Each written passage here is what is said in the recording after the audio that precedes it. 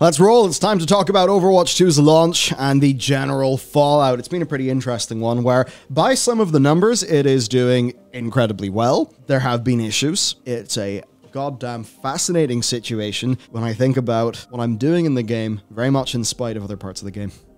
Yeah, it's one of those beautiful situations where Activision Blizzard may have made a pretty good game, but in terms of making a product, I think they may have actually completely missed the mark in many, many ways. It will only really feel in the next maybe year or so. Yep, and if Halo Infinite felt bad to you in some ways, same's happening here, because it turns out when you take you buy the game, you have the game franchise, and make it free to play to the core fan base who would have bought that game at full price anyway, it basically will always feel like a downgrade, because suddenly the thing that they just purchased and owned and had is now something where they're just, going to be strung along to the tune of, ideally, hundreds of dollars over, over the years of the game's existence, which is fairly different to, some of the other games. And certainly if you look at Overwatch 1, like, loot boxes are terrible.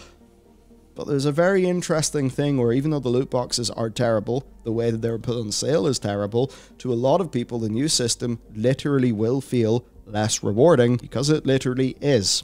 Yeah, I mean, that's the thing. If you take any kind of experiment, if you take rats that are hitting the button to get some, whatever it is, get some water, get some food, get some cocaine, whatever way your experiment was run, if you suddenly start giving them less rewards for pressing the same buttons, that's going to demotivate them. And that's the thing about loot boxes. They were very effective. They were evil, but they were very effective. And if you'd asked us what the effect of moving from loot boxes to Battle Pass would have been, we would have said, oh, you're going to absolutely demoralize and demotivate your players. Yeah. Has that happened? I wonder. Hate to say told you so, but we've been saying this shit for years. Yep. Now, some other issues that have appeared. Well, one of them, and this is something I very much noticed. My partner was super into Overwatch 1, and she represents a fairly important metric in that game, which is people who don't play FPSs, but suddenly are, a platinum healer in Overwatch. And one of the things they're drawn to is like the art and the characters. If you take a look at this, you can see Overwatch 2 is basically universally, almost all the characters look worse. Their new armor sets in game are basically just over-designed versus the nice, clean, simple, does what it needs to do, doesn't have too many random things bolted on of Overwatch 1. So it is worth saying that to a bit of the, to a degree of the community anyway, who were super into Overwatch 1 and what its characters represented, they're really not feeling things going the direction that they like with the art style of Overwatch 2. So that's one thing that has got people. Yeah, and it always seems to be change for the sake of change, specifically here. You look at all of them, and every single one of my, when I don't own a skin for them, I'll just default Overwatch 1 because that's the design that they're there. Overwatch 2 is change for the sake of change. And even people complaining about, the silhouettes of, Junker Queen, for example. Junker Queen, not like a tank. Yeah. Not a tank in how she looks. It looks like an off-tank in the Overwatch 1 meta, but then off-tanks don't exist anymore. So you've got this problem. You're like, oh, yeah, so you're designed how does a healer see you in battle? Oh, they don't because you're the same silhouette as all the DPS? Okay, so your design doesn't consider the gameplay? What are you doing? What's going on?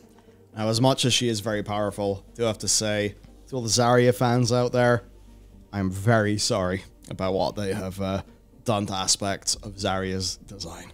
I know you're all disappointed, and I know why. Now, so there is that, and you say change for the sake of change. It's almost as if this is literally an Overwatch 1.5, and a part of that, I think, is really quite based on something that may surprise a lot of you. So the original plan for Overwatch 1, the PvE almost felt like a turbo campaign with a whole Vermintide game at the end, right? Where they have these big talent trees for every single hero. You think about how many heroes there are in the game, right? But what happened is they realized, shit, in trying to make this really cool new thing that nobody's seen, we've killed PvP. Okay. And then they decide, so you see this version of Overwatch 2, from what I've heard, it was put out in a year. Where they basically were like, okay, we need to reboot our plan and do something that will actually work. Now, in fairness to Blizzard, quite likely the pragmatic move, if it was another year or 2 years, I mean, what brand would be left? So, fairly interesting. Now, one unfortunate thing for some of the future of this game is that, and this is from Tyler of PC Gamer, who, I mean, PC Gamer is very flowery flowery is maybe not the right word, but very satisfying. You know when you read a review and it just feels like, oh my god, the guy who wrote this was on top of the world? Well, the update here is not mentioned. Blizzard showed press what sort of heroes, maps, and modes are coming next year, and they look like they reinforce a lot of the worst parts of this game, but a lot could change before they're out. Yeah, Tyler definitely, like, every time I see PC Gamer talk about Overwatch 2, they always follow with like a what they think about the game at the end. It's always, hey, so if it's one of the other Redditors, hey, we quite like this, but also Tyler in our team is a massive Overwatch fan and hates Overwatch 2 to pieces to the point where he ripped it apart. So it is very much like, if a critic is going, hey, this isn't looking very good, then you have to take that with a grain of salt. Yeah. But at the same time, it's like, if it's the same thing with a developing game. It's like the design's changing over time. It's like a lot of the reason people like Overwatch 2 is because it feels like Overwatch 2, or sorry, like Overwatch 1 mostly. And if they continue to move away from that any further, you might have the same issue of just splitting the community further. And we do have to be, I mean, we have to be responsible to you in this video, right? So when we talk about newsworthy things, that's obviously going to have a bias towards the negative aspects. Sure is. And sometimes it's hard to put that in context of the overall experience. So what it is worth saying is, the last few days, I've played a lot of this game, and just playing the game, not giving a shit about the battle pass, not giving a shit about the skins or any of that, I will say that it is some of the most fun that I have had in a shooter for years. I have absolutely had a blast. I think it has been fantastic. I absolutely love the 5v5 format. However, we talked a bit about, is this great as a game, but not particularly as great as a product? And I think that's where things are going to get a hell of a lot more real.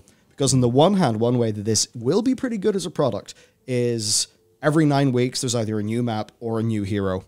And eventually PvE will be thrown into that mix. So if you think about that as a live service game, compare it to Halo Infinite, okay, the Overwatch players will actually be getting content. But then you look at the way that the unlocks work, the way that you have to do, this is mad, 18 weeks of weekly challenges to afford one battle pass. Because the way that they've balanced it is if you do all your weeklies, you'll get every second battle pass, which obviously does match every second battle pass having a hero on it. Either, you know, at rank 55 or just immediately via purchase of the battle pass. And there were some skins, you know, because, again, my partner was completely out of the loop. Sometimes she's like, what is going on in this game, considering this is your job? I'm like, okay, here's what's going on in this game. And, you know, I go through the place where you're able to spend your Overwatch points to purchase a new skin. And now Blizzard will say, this is not the intended use of the weekly challenges, but this is where a real player will feel it. And I remember the text message, it was just along the lines of, you know, all caps, 32 weeks for a fucking skin, are they serious? Because when people played Overwatch 1, they did not have to do their weeklies for 32 weeks for a legendary skin. Yes, loot boxes were bullshit, but overall, as a product, I think it's fair to say that Overwatch 1 was offering a better overall experience than Overwatch 2, and the sacrifices that have been made to make it this type of game that it is now, they feel bad.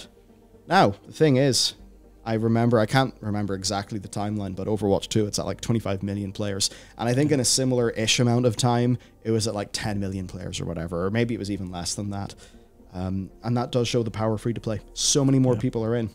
And I think what Blizzard are trying to do is they're trying to draw a line under it, start it off fresh, and poise this as a Valorant competitor in the PvP space to try to get some of that Valorant audience, because that's the thing that I've noticed. A lot of the Zoomers are into Valorant, and a lot of what we've been joking about, we've played it, is, oh yeah, they've kind of zoomered up Overwatch 1. And I know that we almost say that word to the point where it means absolutely nothing, but you can maybe understand what I mean here.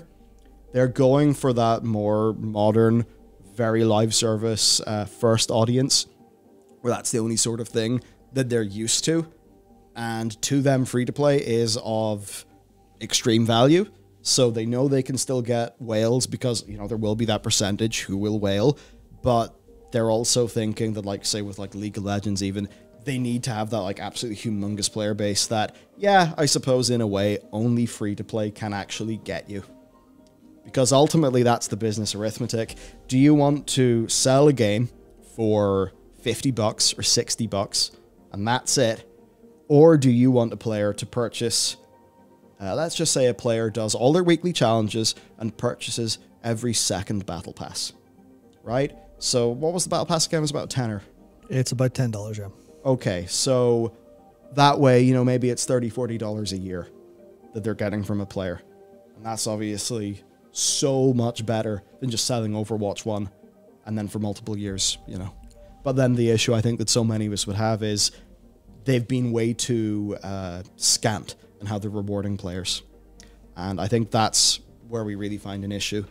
Because I mean, even the Fortnite Battle Pass, it contains enough V-Bucks. It contains enough V-Bucks to buy the next Battle Pass if you know, kind of do it persistently. And many games are like that. Overwatch 1's not or Overwatch 2's not doing that. Yeah, you know? I think Apex does it as well. Yeah, the prospect of actually being able to grind your way to a skin. Now, I know there's obviously so many free-to-play games where you literally can't do that. This, you know, they're just like, nope, this is paid. Everything else is free. But overall, it doesn't feel great compared to other business models out there that some people may be used to. Yeah, and that's the thing where we talked about this a little bit, where they've kind of just juiced up Overwatch 1. They juiced up Overwatch 1 really hard, and then they unjuiced Overwatch 2. And now it feels worse by comparison. And now they're being stingy because they know they don't want to wreck people's money. They don't want people to, you know, feel like they're being super, or getting everything and they don't need to spend money. So kind of pushing for extra money, and then that's not working out because people are used to being rewarded. And because it's the same game, that's where like, oh no, you've taken all the fun brain juice away from players just in order to try to seemingly get more money out of them. And that's the thing where people know what it's like. People are engaged in the meta sense of the game, and that's where it's all going very wrong. You are positively lit as if you're a religious figure right now. It's quite incredible. Yeah. Okay, so to move to another problem, SMS Protect. Now, SMS Protect is going to be okay for probably most players. It's certainly in the UK not the sort of thing that we would have thought would have ever been a problem, because it's like everyone has a phone number, pretty much. Turns out in the USA, there are some providers who basically, for whatever reason that these cell carriers are set up, no, SMS Protect will not actually work. So this was a whole big thing, especially an issue in the United States. And that's also an issue because to a lot of people, like, oh, Overwatch is a free-to-play game now. I can actually try it. Oh, wait. The cell carrier that I'm with that saves a bunch of money, I now cannot do that. Which obviously does feel pretty terrible. Now, if those people were also Overwatch 1 players, the idea that, like, they've paid for the game and almost, you know, validated their account, considering we know the SMS Protect is more of an anti-botting thing, then they're just going to be like, oh, okay, right, this sucks. Also, I think some things with, like, family plans and stuff where, you know, you do need an individual SMS number for every single Battle.net account. So, what Blizzard have done, though, is they've accepted that this was unduly punishing people. So they've said that they are going to remove phone number requirements for a majority of existing Overwatch players. So if you're an Overwatch player with a connected BNet account, which includes everyone who's played since June 9th, 2021, they will not have to provide a phone number to play. So they've done that, but the phone number requirement will be in effect moving forward. And there's also been a little bit of talk about this with Modern Warfare 2, another Activision Blizzard product, where there will be an SMS Protect requirement, but only on PC. That's all that makes sense, because you have to go through a lot more hoops to get something for console stuff. It's like basically when you're going to have botting problems, it'll be on PC. Consoles will be a lot harder to actually automate and bot there. But it is interesting, because if anyone thinks that, you know, did Overwatch 2's PvP launch maybe a little bit early? Is there maybe some extra time they could have done through QA or a little bit of time through polish? Yeah, you're completely correct. If you thought something felt off about the, hey, this is releasing in October, just before, that's going to be a big quarter for Activision Blizzard. I wonder if that was planned or pushed forward at all. Yeah. Did you know if you get achievements on Xbox, you'll be disconnected from your match? That's the kind of bug we're dealing with, where Benji Sales here got kicked out of 2 ranked games and then got banned from ranked for an hour because he got achievements on Xbox playing the game, which is completely dire. How does that pass certification? Yeah. That's the thing you really have to wonder. How did that get past certification? Did someone at Activision Blizzard speak to someone at Microsoft and say, hey, you can give out a wee quick pass there? It works fine on PC. Bump it across there. No worries. No worries, but the kind of stuff you'd expect from them having a close relationship. And then also the fact that you could just buy skins randomly, unintendedly. Whoops. Yeah, apparently when you were when you were chatting, all of your inputs still went through the menu invisibly. Well, I mean, they got rid of loot boxes. They had to have some form of random surprise. Like, oh, wow, did I just buy that? Huh. Yeah, you just bought it and then no refunds whatsoever, where I believe a support member in speaking to was like, sorry, we're not refunding any of this. You're like, cool, sweet. Now, I imagine that's just support people towing their guidebook, and the Blizzard hasn't came up with a response to this bug. I would be surprised if they don't resolve that. If they don't resolve that via refunds, I mean, that's bad. Now, they might get salty about the idea that perhaps they won't actually be able to validate whether somebody, you know, whether somebody actually did buy something experiencing the bug, or if it's just somebody who wants a refund, but ultimately they ship that game with that bug. So they should try to resolve the situation, even if it means that they take a hit. Yep, good QA. Now, to talk about some monetization problems. Yay! My favorite. This is quite funny. There's some copies of Overwatch Game of the Year Edition which are available for physical purchase that potentially could be seen as a way to get around the watch point pack problem. So that's all quite funny. So the assumption anyway is that if you put this disc in, it's just going to be Overwatch 2. But people are just wondering, like, could that end up, I suppose, being a cheaper way to buy the game with a box price in a way that would get them around the first-time user experience that, you know, it, as a sort of big free-to-play competitive game does have. Yeah, you say cheaper, but Overwatch Game of the Year Edition is currently £35 on Amazon for Xbox One. So there you go. Wow. I remember just before Overwatch 2 launched, it was full like 45 quid, I think, for the PS4 one on Amazon. We were all looking at it laughing, going, imagine buying that. And we're like, should we do that for a bit? No, probably not. That's just a waste of money. That's just giving Activision Blizzard money for no reason. Yeah, well, apparently Overwatch is going to be in Happy Meals or something. Ah, yes. Well, it's McDonald's Australia tweeting about that. Now, to talk about the launch itself, which I'll do very quickly, yes, unexpected server error occurred. Essentially, queues were absolutely humongous. Now, what we were able to do is we just moved over to Asia, which you can just do in the client. Yeah, physically, we flew over. Yeah, we flew over. And yeah, we were playing the Asian servers, and we had acceptable ping and a far smaller queue. But if people didn't know to use that, yeah, you're just in a 30,000 queue or a 40,000 queue. But unfortunately, a queue that you could be booted out of midway through queuing, and it didn't really seem to have a re-queuing feature that would hold people's places. So that led to, you know, Ybarra talking about the teams working hard on the server issues. It's also alleged that they're experiencing a DDoS attack, which is something that does happen to, I mean, really most of the very large games at this stage. It's not extremely difficult to orchestrate a DDoS attack, basically. No, there are a lot of very bad actors who will do it just for the crack. Yeah, just for lulz. At lulz. this point. Yeah. I mean, the amount of times like Lizard Squad back in the day would just take down like PSN for a couple of weeks and go, yeah, that was us. What are you going to do about it? You're like, fuck yeah, good point, actually. Never mind. Yeah.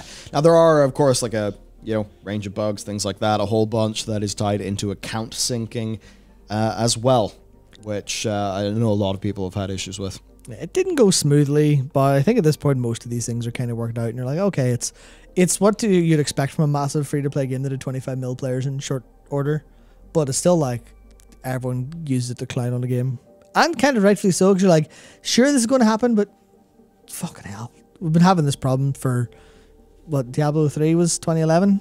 Yep. Have you not figured out a solution, video game industry, in like 12, 15 years of just make your stuff work? Obviously, that's a really like a really brain dead take. Just make it work for it, but just make it work. Come on. Now, to apologize for all this, they have been, they've just said they're giving out, giving out skin, doing some double XP weekends, fantastic gun charm as well. So, fair enough. But now we need to talk about the actual game itself. And this is the bit of the thing that I've wanted to race to and probably chew the fat on. So the first thing is 25 million players in 10 days. This is a extremely good performance. Another thing, of course, that people have been wondering is the time to unlock Kiriko, because this is relevant to really all future heroes, because the way it's going to work is the hero will be on the free tier of the Battle Pass, or if you purchase the Premium Battle Pass, you'll unlock it instantly. Me and Matt did purchase the Battle Pass, just like for work reasons. We wanted to play Kiriko, see what was going on. But people are wondering then, well, okay, how long does it take to get Kiriko? Well, according to one Redditor, you're looking at 49 hours of gameplay. It's the sort of thing that between like the weeklies and stuff like that, I think I'm like level 19 in the Battle Pass now. So I'm like just over a third of the way to Kiriko.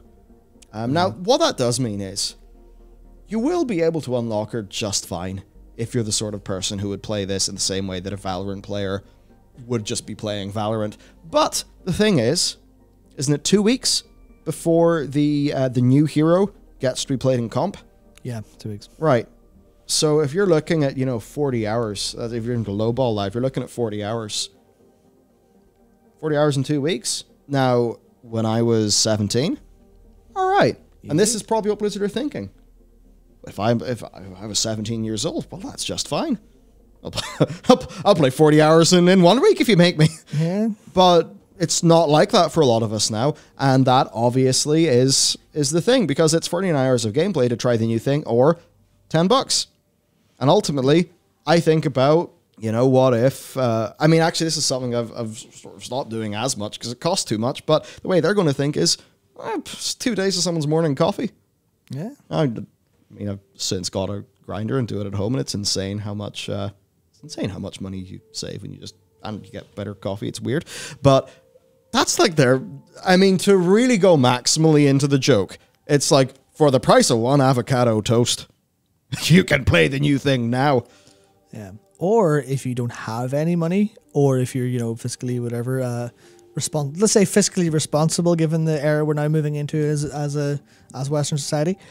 Yeah, just do all your dailies. Do all your dailies, because that's a thing where so much of your XP is like compounded into weeklies and dailies. That even I feel it, where I'm like, yeah, well, yeah. You play for a day. You're like, oh, that's a lot of XP, nice.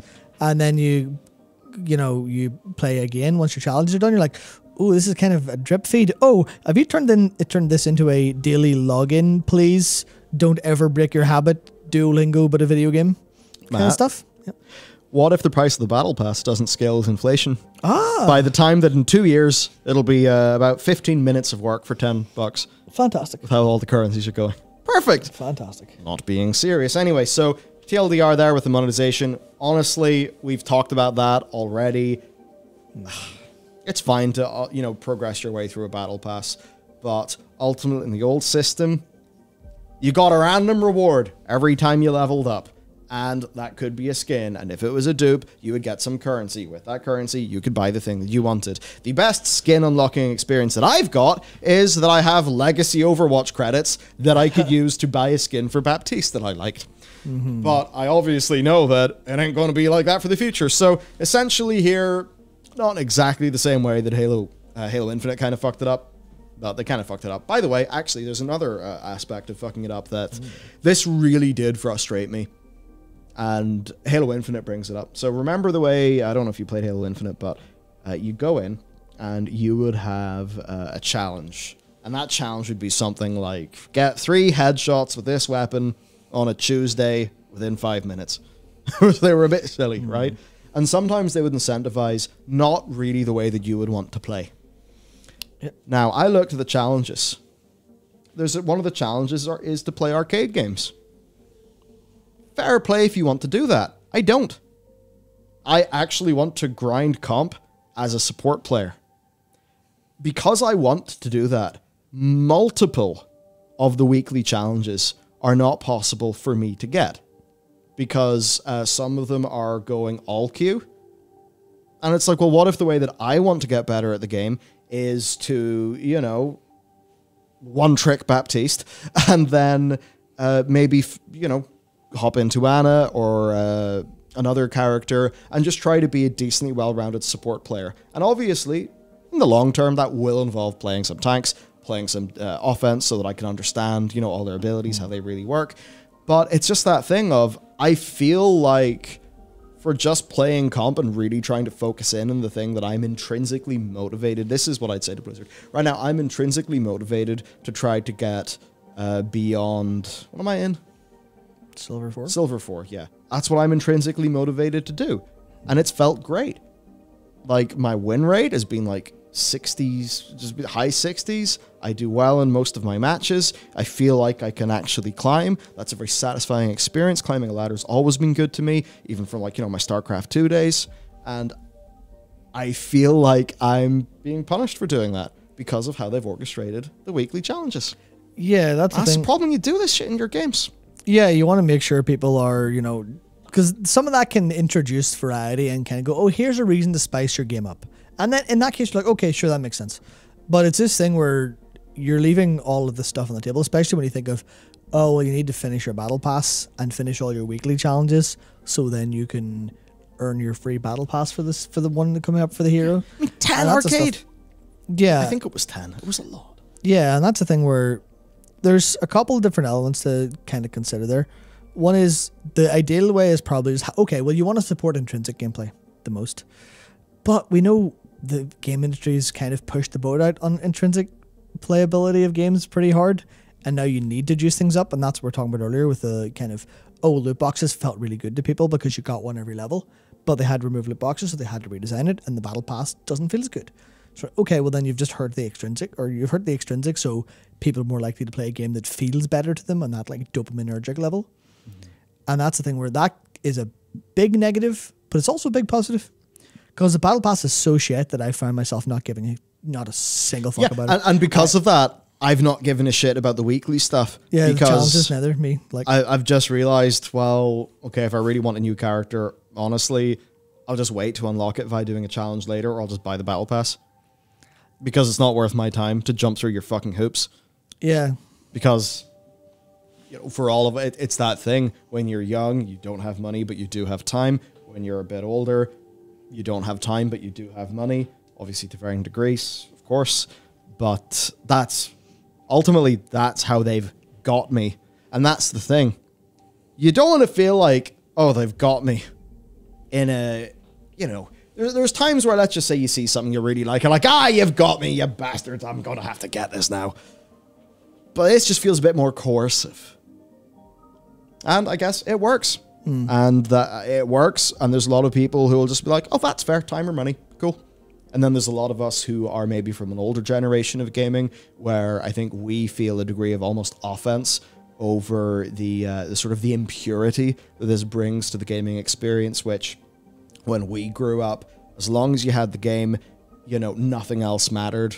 Now, that was, in fairness, always a bit of a fallacy, because the person who was playing Call of Duty 2 with a better gaming mouse, especially back in those days, would do better. The people who could afford a higher refresh rate monitor could do better when they came out. So, absolutely, you know, it's the idea that basically there is more pay to win or pay for an advantage, you know, outside of a game, but you'd at least like the idea that within the game itself, everything's equal once you've paid the price of entry, right? It's like, you don't really like the idea of, you know, you get your, say, your Disney ticket, right? And you go into the park, and then you feel like you're being nickel and dimed.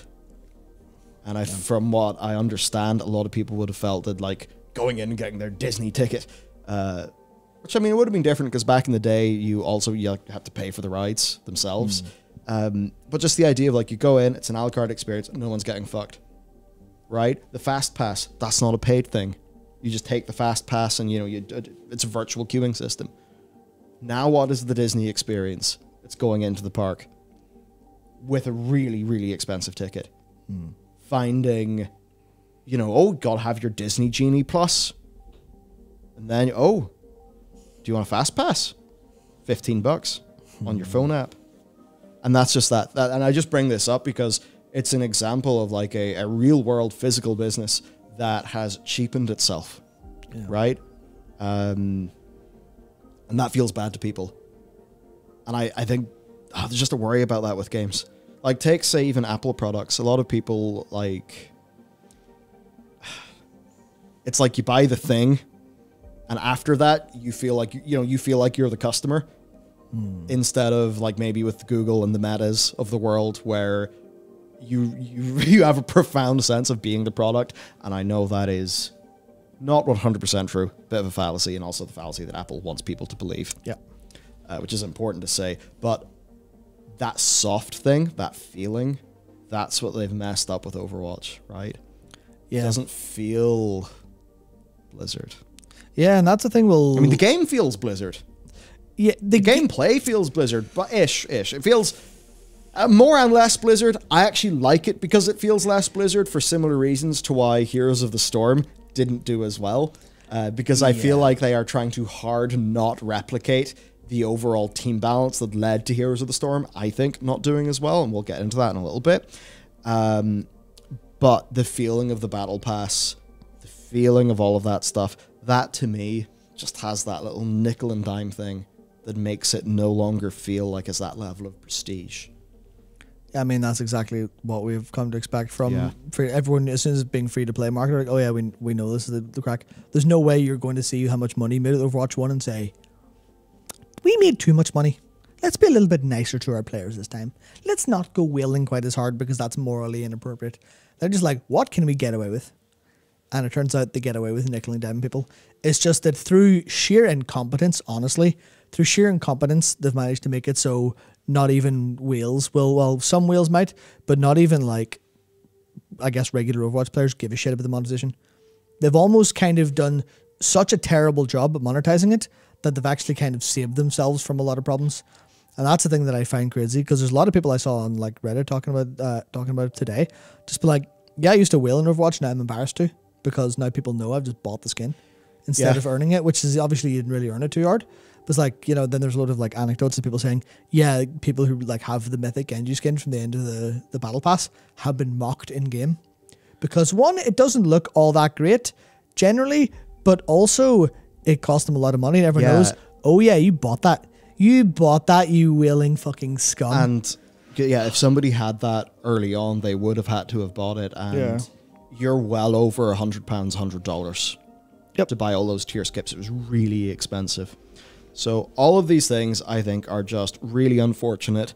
And I do feel that as well, that they betray the quality of the core game experience, which, while not expansive, has been iterated on, and I feel works a lot better. It's a lot more fun. And what I did find to be interesting, this is not what I thought would happen, and this might actually be a good indication, and I know obviously I'm dealing with a sample size of 1, but considering my partner was like a newer wave of player and not an FPS player, I would have assumed that the more MOBA-like, bit less lethality, that would have been significantly more preferable to her. She actually felt, and this is from, because I know there was a good few months where she was in a full-on, like, sweaty comp pushing group, which meant that some of the bad parts of Overwatch 1, she began to feel, right, when it's just tanks for days. And at least anecdotally there, the feeling was that, oh, games really could go either way. The enhanced lethality actually does feel good. Does feel better, and I mean, that was certainly my experience playing it. I vastly prefer Overwatch 2 to the Overwatch 1 that I played. And that's the funny thing about this video. We have so many criticisms of this as a business and all of those things. Ultimately, I think the actual game designers have done a really bloody fantastic job, and I have pretty much loved every second of this game. I will say I definitely enjoyed much in the similar way I enjoyed Overwatch 1, but the enhanced lethality, at least in my experience, has been very annoying because it does turn it into a little bit of basically a complete clown festival a lot of the time. There are elements that have definitely been improved, but there are also elements from like, oh, this is now just a how well can you aim simulator, which is a lot of pushing towards, I think, more of an esports crowd rather than the initial wave of players. Like, oh yeah, this actually doesn't feel like it's just any other shooter in that sense, where it's now a shooter that has some of those elements. And maybe that's like a little bit of rose-tinted goggles because that was 6 years ago and the gaming world was very, very different back then. But there's definitely a lot of problems with like core design elements. I'm like, oh, this is really bouncing off each other in ways it's weird. But it is a problem of complexity because there's so much complexity in design that you can technically argue the case for like any hero and any ability, but it's because it's just so much play space it's in like a 3D shooter that you can argue for days like, oh, well, Anna's really shit because of XYZ. And then someone can turn and go, well, no, but here's all the cases in which, you know, the biotic grenade and the sleep are extremely effective. And that means that people find it really hard to get to the bottom of why it feels a little bit different. And to me, it feels kind of fun, but there's also lots of like minor differences that feel worse to me. So I think there are wins and there are losses for some characters. Take Cassidy and Anna. I think those are examples of characters who, with the changes to the pacing of the game, for Cassidy losing the stun grenade because CCs have been broadly removed, they feel comparatively weaker. Now you can still say, yeah, but just headshot everybody with the Peacekeeper 5 head and you will do absolutely incredibly. And that is true. But the reliability of being able to do that for some of those characters does feel a little bit lower. Whereas the character I was playing, Baptiste, well, I basically call him John Halo, but with some healing, because, do you want to think about a character that's able to jump pretty high, his iconic weapon is a 3-round burst. It's basically fucking John Halo when you heal with a noob tube. It feels absolutely fantastic, but the thing about Baptiste is, well, he doesn't have, like, some things he doesn't have, but what he does have is, like, a very good baseline in a way that, like, a Tracer appears, you're dead. I turn back to what I'm doing. Whereas if you're an Ana and a Tracer appears, you have to do the crazy granny shuffle, hopping and jumping all over the place. If you're McCree and a Tracer appears, you're not able to flashbang. So there are some characters I think that comparatively come off a bit weaker, and I do think that I've had a better than average experience because the character of Baptiste, I think, fits new Overwatch quite well. Whereas if you look at McCree and you think about what they're Cassidy, and you think about what they've done to like the grenade, like his toolkit doesn't feel right anymore. It's also a lot more soulless because he now uses a generic tech grenade instead of a flashbang, which is a very cowboy thing to do. That's one of the parts that people don't really highlight is because everyone talks about this, and then we were just guilty of it ourselves. Everyone talks about these games in terms of the pragmatism, how does this play? How does this like feel as like a competitive experience? No one talks about like the heart and soul of the game and like that really matches that character for this reason. And a lot of that was kind of removed with the changes, where May not freezing people with a freeze gun is like, what do you mean? That was like the whole point. That doesn't really fit anymore. So you can feel that the game was like retrofitted. Yes. For this new level of design instead of made for it. And even talking at the top of this video about Junker Queen being very much DPS focused off tank, but then released in Overwatch 2, where there's no off tank, and you're like, well, what purpose do you serve? Obviously, you could argue for like a niche team. You could argue for, oh, well, if Junker's eating a lot of the damage herself and has like a pocket Mercy, and then there's Brigitte to like act as like shield and stuff like that, you may go, okay, well, that makes sense as comp. But it's still like, well, that individual hero is like doesn't fit the meta quite as well. And that's going to lead to a lot of confusion and weird stuff. Like, it doesn't quite fit. A lot of the time, it feels like they're doing the best with what they have instead of what Overwatch 1 felt like, which was a complete designed experience. And I guess what's interesting is I can at least say for me, I'm vastly preferring Overwatch 2.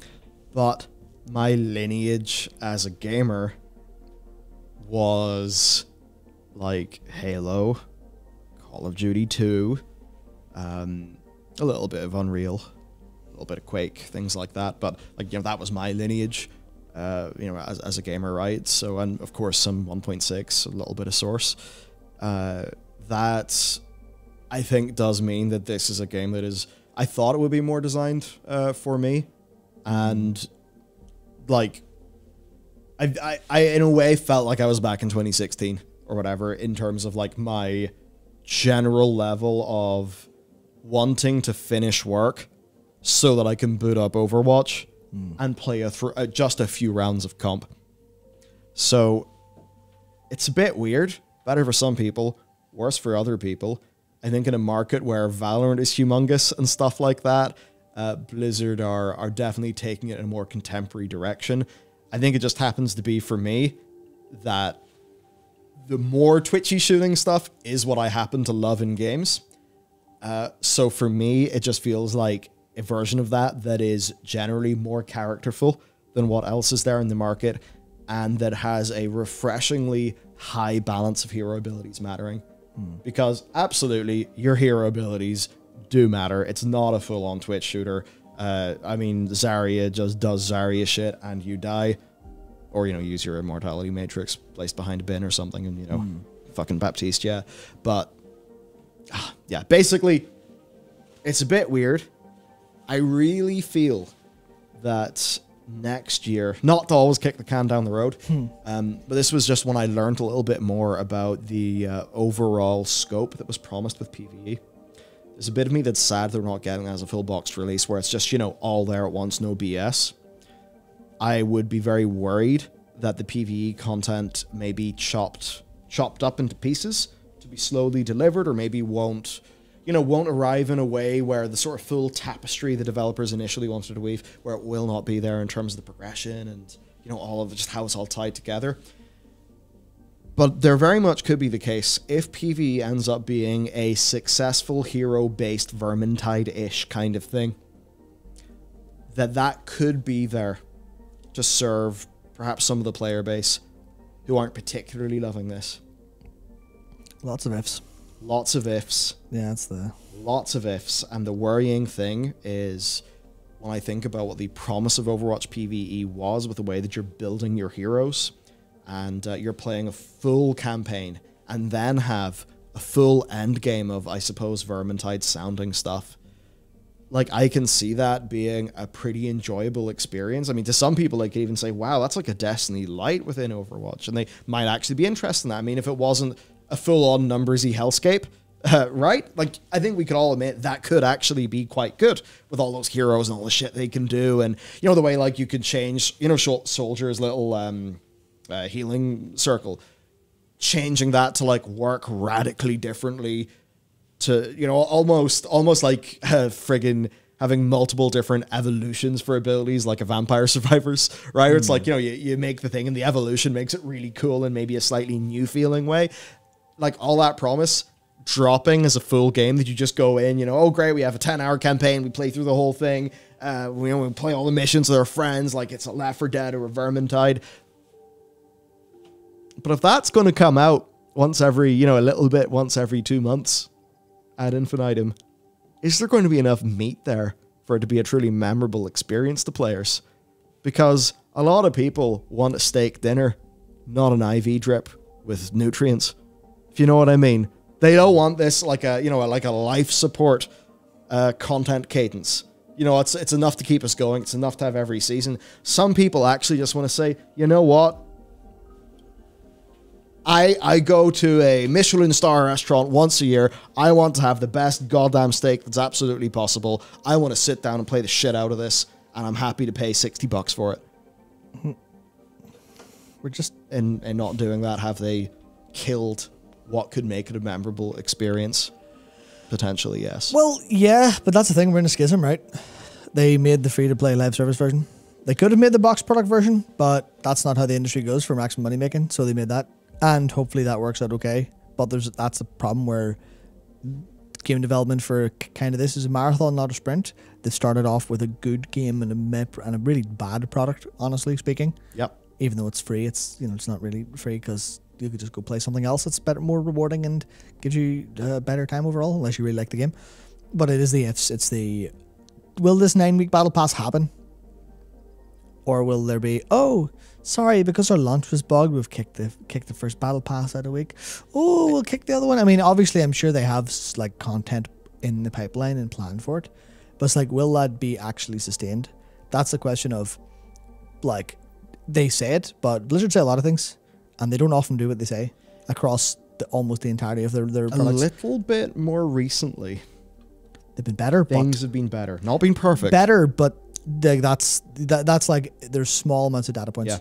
There are a couple data points ago, oh, this is proving better. We do know the team is significantly larger. Basically, I think that the actual in-game content front is probably going to be quite good. I don't think they would have announced this very aggressive content cadence without having quite a lot of content banked and ready to go. My worry is a little bit of what the PC Gamer author said was his impression from the the full press event, which is that they're perhaps focusing in on some aspects of this game as a product in less of a good way, right? So I think what's going to really be the killer here is their ability to pivot away from this. I would say, they either need to... Here are some things they should do, right? They should probably decently, radically increase the amount of Overwatch currency that comes from doing the weeklies.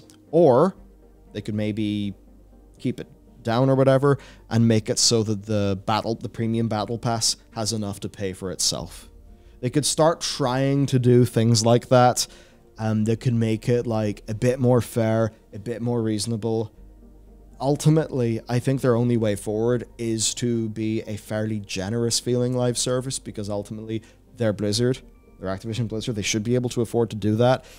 The overall health and quality of this game is so existentially important to the company's prospects that it's the same for most of their other products, and they still don't make the right choice. Yeah, going too close to the line.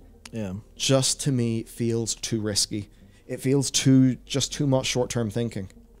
Instead of something they're fond of doing all the time. Instead of just be more reasonable, make it feel rewarding to your free players, such that an Overwatch 1 player who goes to play Overwatch 2 doesn't feel like their experience has been immediately nerfed in terms of how rewarding it feels to play. They need to do that. The question is, will they? And I'm a bit worried about that. Now, a little bit, though, to talk about the future. So we have a little bit of PvE, as well as our first idea of what some of the time-limited, like, seasonal cosmetics are actually going to be. So, for Overwatch 2, they've got Junkenstein's Revenge, Wrath of the Bride, that begins October 25th, which is in just a few days, Matt. It's got new Halloween cosmetics, a new PvE mode, new skin for Junker Queen, Kiriko, Reaper, and more. Very good. And look, based on past events, like, it was the old Junkenstein's thing, right? The little horde mode. We had a lot of fun in that. So now the big question is, how good is this going to be? See, that's the problem. They were fine, but the problem wasn't the quality. The problem was the quantity. And Overwatch 1 had almost none of those events whatsoever. They had a couple, and they're like, we clearly gave up and stopped making them. And this is where Blizzard then, I think, comes in and says, okay, gamer, we're going to be giving you consistent PvE content in like whatever the PvE Overwatch 2 like experience is, which does seem to be a different thing to these events. So if they're going to be doing that and providing events and a new map every 2 seasons and a new character every season, they're going to be saying, listen, there's a lot of content here. Most of it you can get for free. That's a pretty good deal. And it's a bit weird because, like, objectively, when you actually think about how much game you can potentially get for literally zero, it's actually pretty damn good. And a damn sight better than what you see in mobile and other places. But the thing is, the downgrade that it feels like over Overwatch 1, and I guess a bit like with Diablo 4, of course it's different because you do actually purchase it. I mean, look, they know how many box copies D4 is going to sell. But it's that same thing. Diablo 4, it's designed with long-tail monetization and long-tail game development. That's the thing. And that's kind of where it gets interesting. Like, imagine if Skyrim was designed for long-tail game development and Skyrim fans could have been getting DLC for 5 or 6 years that was made by Bethesda that they wanted to get. Would it cost more money? Yeah. Would it be more product? Yeah. So, it's a bit weird because we know we can't have our cake and eat it.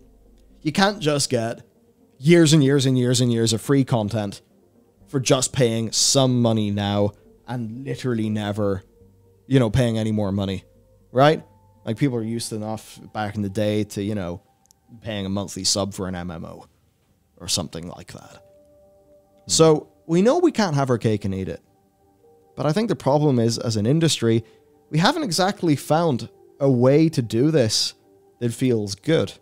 So if we're going to accept that if we want enough Overwatch that, like, it's going to, have a pretty sizable, just perpetual game development team, like with Apex and all that stuff, there does need to be a way for us to pay money for something in this game, for us to want to do that. or else it'll make no sense to keep the game made. And then we'll be sad because we don't get the game. And then we're back into an Overwatch 1 Twilight Years problem. The question is, how do we do that? And I suppose there, ideally, are people whose job is monetization design. And perhaps there's a weird situation where, I don't know. I don't know if they go to the boss's boss's boss and present 3 options and they're going to go for the short-term money now one. But you'd think that with these live services being so important, that they would get monetization design better. I think so, right? I'd say decently, significantly so for Overwatch 2. The most egregious example, obviously, is Halo Infinite.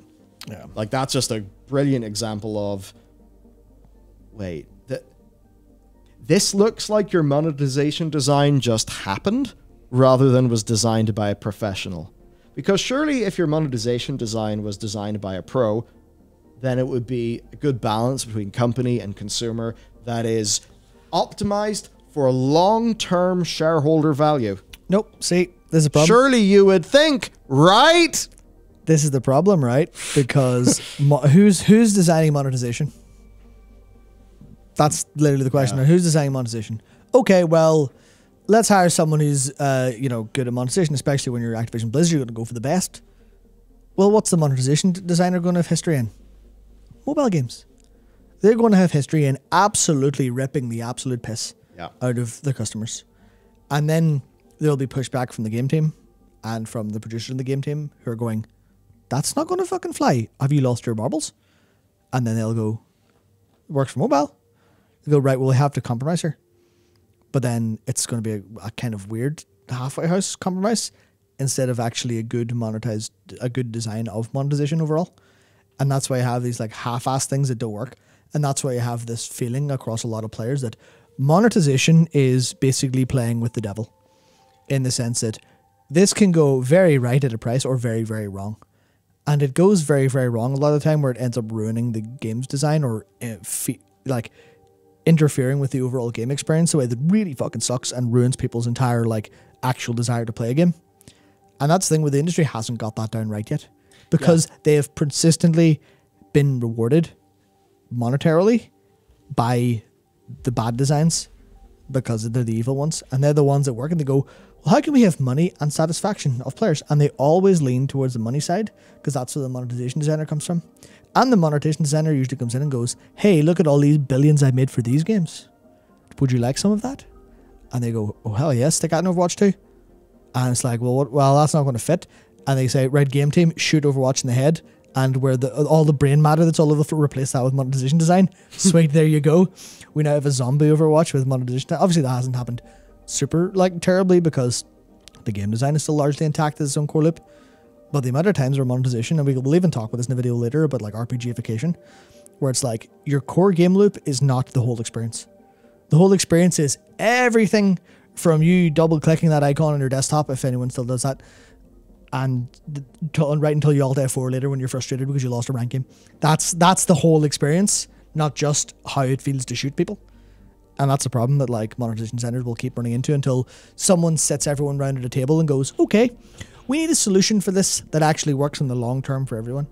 But the minute it's always going to be, well, we haven't had the long term issues yet, so they must not exist. So I just feel like obviously markets get disrupted.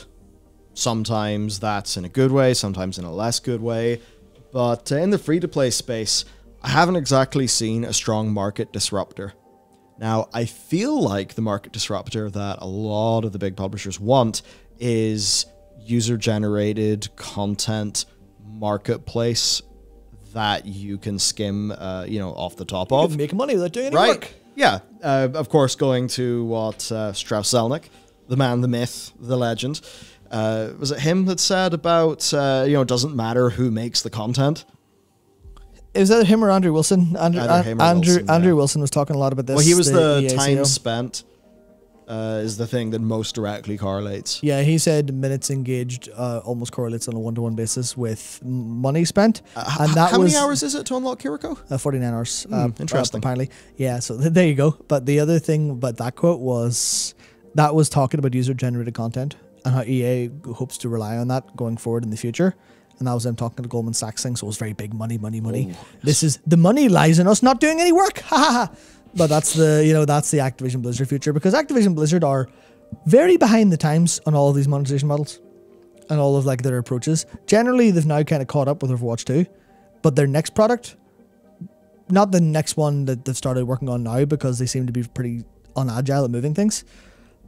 But like a game project that gets greenlit soon and releases in like 6 years will be full on, how do we get user-generated content? How do we not do any fucking work and get all the money for it?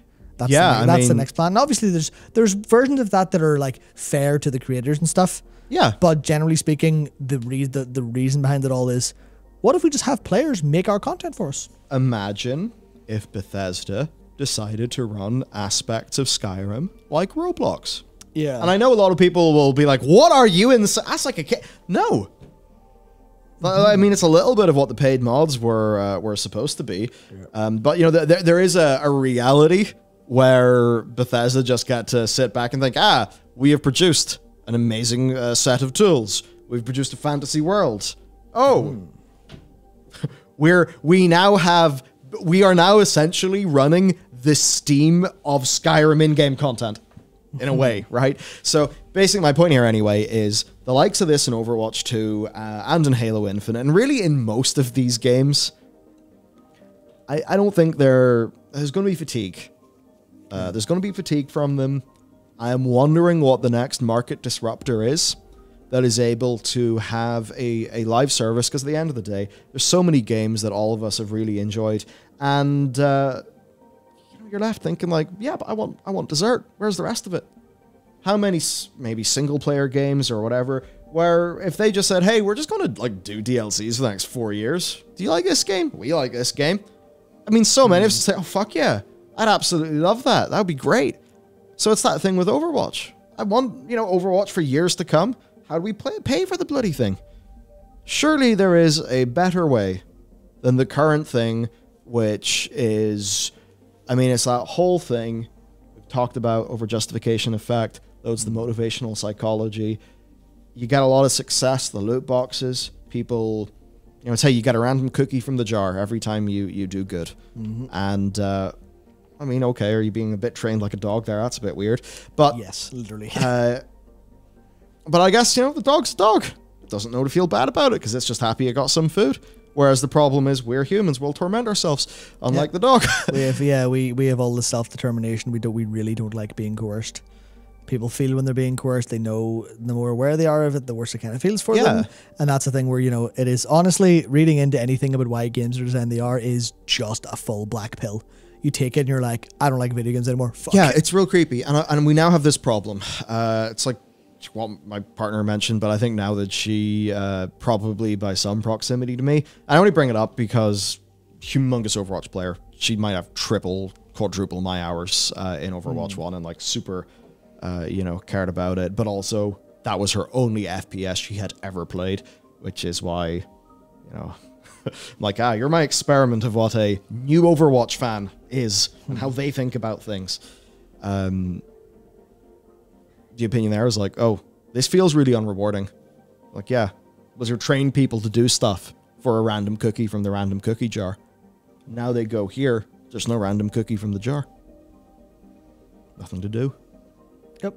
And that, as you said, the monkey's paw goes. You got a lot of power initially with your loot boxes, but then you got people used to that, and then you took it away. And it felt bad. Yeah, good luck trying to get anyone to play a game for an intrinsic reason. Genuinely good luck. That is the only reason why I am enjoying it. Because it's, do you know what? It's actually the same reason that I enjoyed Splitgate when it came out. Where in Splitgate, the rewards were so fucking shit. That you didn't care about them? I did not care, and that meant I just played games. And here, because of what it is, I don't care about those rewards. Yeah. I don't care about checking the daily store. Because, frankly, like... So the thing that's really annoying about Fortnite, because I did jump into... Because, sometimes we're aware that, like... I mean, the way that we talk about the Zoomers as a half joke, also, we could just get out of touch. And we can't be out of touch, because we can't do our fucking job properly if we're out of touch with games. And what I can at least say about hopping into Fortnite is they definitely made you want to buy some of those skins because they were fucking masterfully executed. Like, see, when it comes to implementing principles of animation well, yeah, fair play, Epic. So you can see that business model working in Fortnite, where Fortnite doesn't have to be super coercive because it actually just has really, really good skins. It's like, really good skins. I mean, fucking hell, you see the shaders?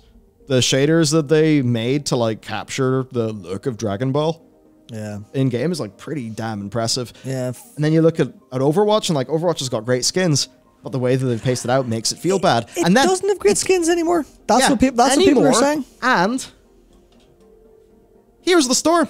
Yeah. Here's the storm. Oh, it's some of the best artwork that's ever come out of Blizzard in terms of 3D models. Absolutely stellar stuff. Fantastic ideation, fantastic creation. Rivals some of the best stuff that League's ever put out, but none of it mattered. And that was then the thing, because, you know, in those games you're not doing the big battle pass or the big whatever. It was just, here you go, play the game. You know, game's free, but then obviously the way that champs are monetized in the MOBA genre, a bit different. And certainly if Overwatch is monetized that way, there'd be riots. But it's kind of weird, I guess, with their skins. It's like, yeah, these are so cool, you'll want them. So one way, I suppose, to overcome dark patterns being there is by the thing being, and I suppose even this is what happens in the gacha genre. It's why there was a big rebellion last year against Genshin Impact. It's like, if you're going to use these dark patterns, you better be really fucking rewarding. You're in bed with the devil then, like. Yeah, because if you use the dark patterns, but you skimp, then, you know, the player's like, listen, right, I know I'm going to get fucked. But, you know, am I at least going to get tasty dinner? I don't know where this is going, but point is, with Overwatch, you're getting most of the negatives. You're not getting most of the positives. And that is why our conclusion is that Overwatch 2 is potentially a disappointment of a game if you like certain aspects of Overwatch 1. If you're like me, maybe it's a game that you absolutely love and adore and are having a lot of fun with. That is my current position for the game. But I think the one thing we can all agree on is simple. Overwatch 2, for many people, it's a brilliant game. For almost everybody, it's a bad product. Yep. And also, we haven't even mentioned, like, the cultural stuff. It's a wash culturally. Metagaming, at least in most of my circles that I sort of run and see in, it is very much Overwatch 2. What was the Donkey video? A pathetic sequel. There's another YouTube video that had a couple mil views. It was like, Overwatch 2 is a big disappointment. So I think the overwhelming narrative is pretty disappointing overall, and it'll take Blizzard a lot of time to kind of work that away. Yeah, you need to get the bits around the game right. Yeah, they need to do the work now. Need to do the work. Yeah. And it's been interesting even seeing a lot of the Overwatch influencers who, I mean, obviously, they're going to have a bit of a stake in this game. But also, if the core game is shit, they'll really be fucked. And what a lot of them have been saying is like, yeah, you know, I get a lot of these criticisms.